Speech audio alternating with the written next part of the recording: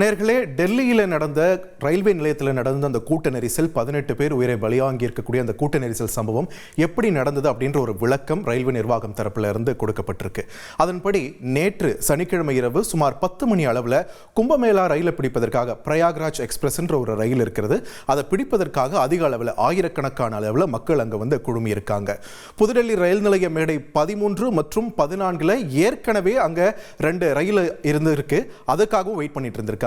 ஸ்வதந்திரதா Senani express மற்றும் புவனேஸ்வர் ராஜ்தானின்னு 2 ரயில்களுக்காகவும் அங்க மக்கள் ஏற்கனவே காத்துட்டு இருந்திருக்காங்க.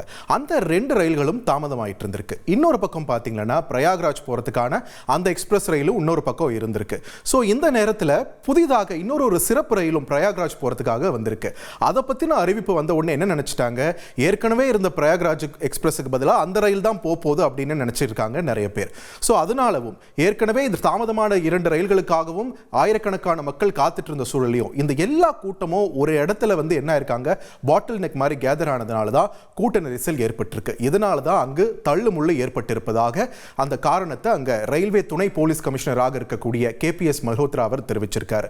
இந்த நிலையில 12வது நடைமேடைக்கு வர வேண்டிய அந்த பிரயாக்ராஜ் சிறப்பு ரயில் அது 16வது மேடைக்கு சிறப்பு ரயில் இன்னொரு ரயில் வரப்போறது அப்படின்ற ஒரு அறிவிப்பு அறிவிச்சதும் இந்த 2 நடைமேடைகளுக்கும் இடையே அந்த ரயில் சம்பந்தமா பொதுமக்களிடையே ஏற்பட்ட குழப்பம்தான் இந்த அசம்பாவிதத்திற்கு காரணம் என்றும் அவங்க தரப்புல இருந்து தகவலானது கொடுக்கப்பட்டிருக்கு. எது எப்படி இருந்தாலுமே பிரயாக்ராஜை நோக்கி பல்வேறு ரயில்கள் போய் கொண்டிருக்கக்கூடிய நிலையில மக்களுக்கு இன்னுமே கூட தெளிவான ஒரு தகவலை கொடுத்திருக்கலாம், இந்த அசம்பாவிதத்தை தவிர்க்கலாம் அப்படின்றது தான் நிறைய சமூக ஆர்வலர்களுடைய கருத்தாகவும் இருக்கிறது. நேர்களே, நம்ம எல்லாருக்குமே தெரியும், உத்தரப்பிரதேச மாநிலம் பிரயாக்ராஜ் கும்பமேளா நடந்துகிட்டு இருக்கு.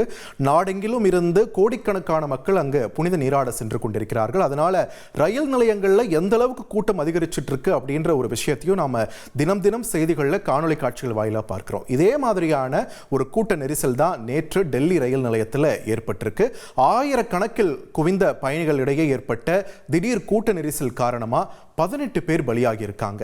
அதுல 11 பெண்கள் மற்றும் 4 குழந்தைகளும் அடக்கம் என்பது தற்பொழுது தெரிய வந்திருக்கிறது. அங்க இருக்கக்கூடிய நடைமேடைகள்ல 13, 14 மற்றும் 15ஆம் நடைமேடைகள்ல இருந்த ரயில்களில் ஏற பொதுமக்கள் முண்டியடித்த நிலையில தான் இந்த கூட்ட நெரிசல் ஏற்பட்டு பலியும் ஏற்பட்டிருக்கிறது அப்படின்னும் இது சம்பந்தமாக விசாரிக்க உயர்மட்ட விசாரணை குழு 2 பேர் அடங்கிய விசாரணை குழுவை ரயில்வே நிர்வாகம் அமைச்சு உத்தரவு பிறப்பிச்சிருக்காங்க.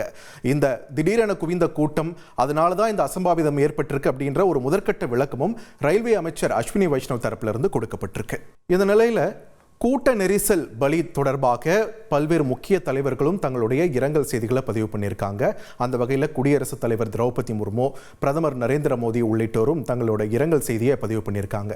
இந்த நிலையில் பாதிக்கப்பட்டவங்களுக்கான நிவாரணமும் அறிவிக்கப்பட்டிருக்கு.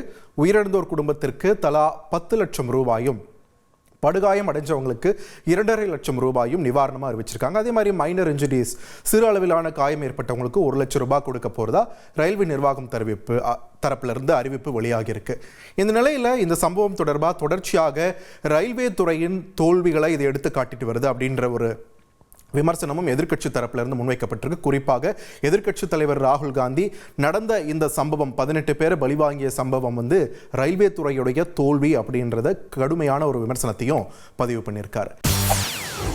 செய்திகளை உடனுக்குடன் தெரிந்து கொள்ள உடனே சப்ஸ்கிரைப் பண்ணுங்க.